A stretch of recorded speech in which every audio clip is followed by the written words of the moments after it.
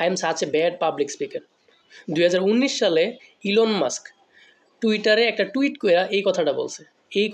এই উক্তিটা ইলন মাস্কের। Twitter, Tesla, space x, Neuralink এই সবগুলা কোম্পানির মালিক যেই মানুষটা ইলন মাস্ক, সে এই কথা বলতেছে। সে একজন বাজে পাবলিক স্পিকার, সে নিজে এটা স্বীকার করতেছে।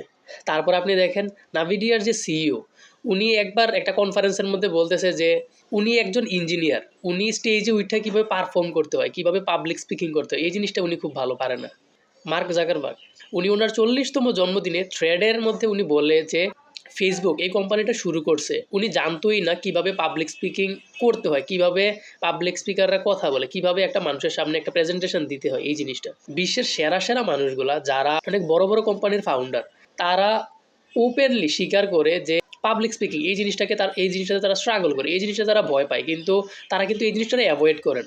তারা কন্টিনিউয়াস এই জিনিসটা চেষ্টা করতে করতে করতে করতে ওইটাতে ভালো হয়। তারা নিজেরা যেই কাজটা করতেছে ওই কাজটা করা কিন্তু বন্ধ করে না। আপনি এইসব বড় বড় ফাউন্ডার থেকে আপনি এই জিনিসটা শিখবেন যে আসলে চেষ্টা কইরা যাওয়া, কন্টিনিউয়াস ইমপ্রুভমেন্টের মাধ্যমে একটা জিনিস যে দাঁড় করানো যায়। এই জিনিসটা আপনি একটা কাজ শুরু করতে চাইছেন, ওইটার মধ্যে ভয় পাবেন, ভয় পাবো আমরা, এটাই স্বাভাবিক। এখন ভয় পাইয়া বন্ধ না করাটাই হচ্ছে যে আসল সাকসেস।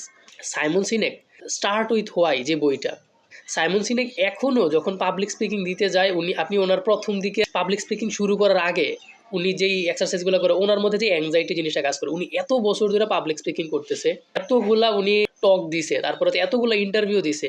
টেড টকে ওনার ভিডিওটা মিলিয়ন বিলিয়ন ভিউ হইতেছে।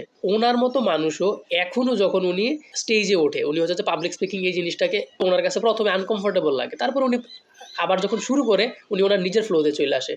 আর আমরা ভয়ের কারণে পাবলিক স্পিকিং জিনিসটা শুরুই করি। আমি যদি আপনাকে আমার নিজের এক্সাম্পল দিই, আমি আজকের থেকে আমি যখন শুরু করছি তখন যেরকম ছিল, আমি কথা বলতে বলতে আমার আগে থেকে একটু ইমপ্রুভমেন্ট হয়েছে। আমি যদি 5 বছর 10 বছর 15 বছর এরকম কন্টিনিউ করি, তাহলে আমার কি আরও ভালো হবে না? অবশ্যই ভালো হবে। আমি যদি কন্টিনিউয়াস ইমপ্রুভমেন্টের মধ্যে থাকি, তাহলে আজকের থেকে আরও ইমপ্রুভমেন্ট আসবে, আরও ভালো হবে।